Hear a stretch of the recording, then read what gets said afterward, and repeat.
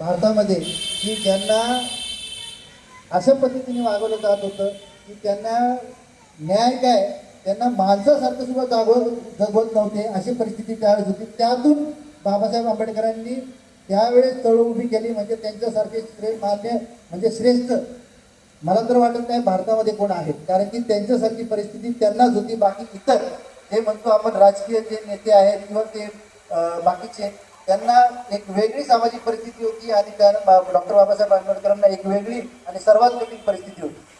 आता आम्ही याच चळवळीचा आदर्श घेऊन या नेहरूनगरमध्ये एक मदर डेअरी आहे आणि मदर डेअरीमध्ये आपल्याला संविधानामध्ये पण एक आर्टिकल 21 मध्ये आपल्याला सर्वांना एक पोल्युशन फ्री म्हणतो आपण, स्वच्छ हवा किंवा स्वच्छ इन्व्हायरमेंट आणि अशा पद्धतीचं जीवन जगण्याचे आपल्याकडे अधिकार आहेत. त्या अधिकाराचं पालन करणं म्हणजे आपल्याला अधिकार असला पाहिजे. आणि त्या अनुषंगाने आम्ही एक मदर डेअरीमध्ये साधारणतः ती 21-22 एकर म्हणजे या नाल्याच्या पलीकडे ती जागा आहे आणि त्याच्यामध्ये 800 ते 1000 झाडं त्या ठिकाणी आहेत.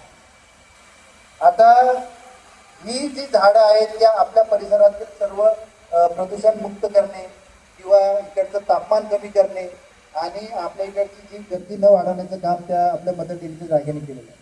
तर काही मागच्या वर्षी याच सरकारने त्या ठिकाणी आपल्याला DTC आणि एक काळानंतर तिथे धारावी म्हणजे ची पुनर्वसन, काही लोकांचं पुनर्वसन करण्याची त्यांनी योजना मांडली आणि त्याच्यासाठी आम्ही एक चळवळ उभी केली, लोक चळवळ नामक. आणि त्या चळवळीसाठी आम्ही जेव्हा परत आता या मला संविधानाबरोबरच का जोडायचे, कारण आम्ही जेव्हा एकत्र आलो तेव्हा आम्ही ह्या सामाजिक कामामध्ये इथे कार्यरत नव्हतो. एक व्हॉट्सअपचा मेसेज आम्ही पाठवला, तो एवढा नेहरूनगरमध्ये व्हायरल झाला